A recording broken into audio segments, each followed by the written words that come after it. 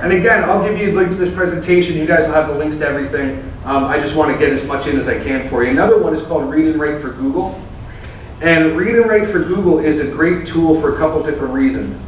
If I open up this Google Doc, Read and Write for Google only works at Google Docs, and you kind of see the bar will pop up in a second once it loads. There it is. So you'll see this bar. Number one, Google Read and Write for Google has a lot of tools that some of your struggling learners may enjoy, especially if they get accommodations on like state testing. A lot of those accommodations can be kind of made through Google Read and Write. So for instance, one of the first options you have is predictive writing. As a student types, it predicts what they might want to write next. I know that's an accommodation, at least in New Jersey. Next to that, let's say I highlight the word product, I can click the dictionary button and it gives me the definitions right there. I know my students are a lot more willing to look up words, right, when it is, they don't have to leave. And again, this is Read and Write for Google, right? It's an extension that we can install from the Chrome store. I'll give you guys the links at the end. But if you have ESL students whose English is not their first language, it also comes with a picture dictionary. And students can click picture dictionary, they can get some context clues, right? Maybe start to figure out what some of these words mean. If your students would benefit of having things read to them, right? It will read to you. Once you have a product. Once you have a product. And students can slow it down, speed it up. They can change who's speaking to them. I know a lot of my kids enjoy that. Another one that's on here is what's called Audio Maker. It will record your students reading.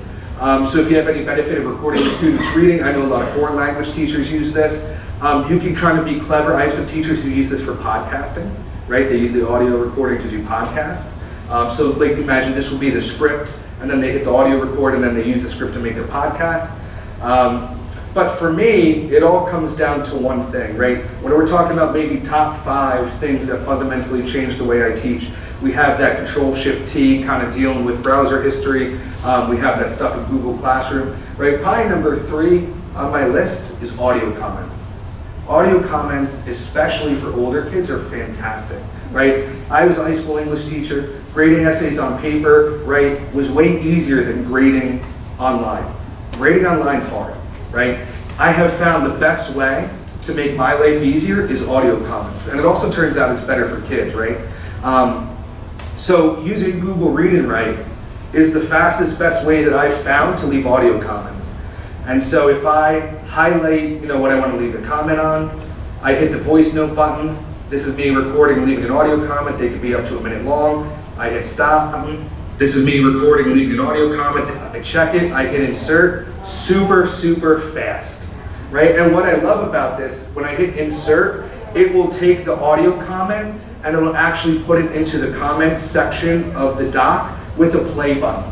And so when I highlight over this, this is me recording and leaving an audio comment. There it is. And what's cool about this is students don't need to have this installed to get the audio comments, right? As long as you have it.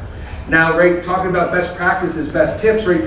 What I was so surprised about was this actually improved my relationship with students, right? Red ink on a paper just lets them know, right, they feel dumb, or more realistically, the teacher hates me, that's why I didn't do well, right? The audio comments, they can hear the positivity in my voice, right? And I do what my sister has called the crap sandwich, where I say something that they did well, things that they need to work on, what they did well, right? And I generally leave 3 comments, right, per assignment. This works right in Google Classroom. So if you go to Classroom and you're looking at a doc, you know how you can go through and see their work, right? This works right in that workflow that's through Classroom.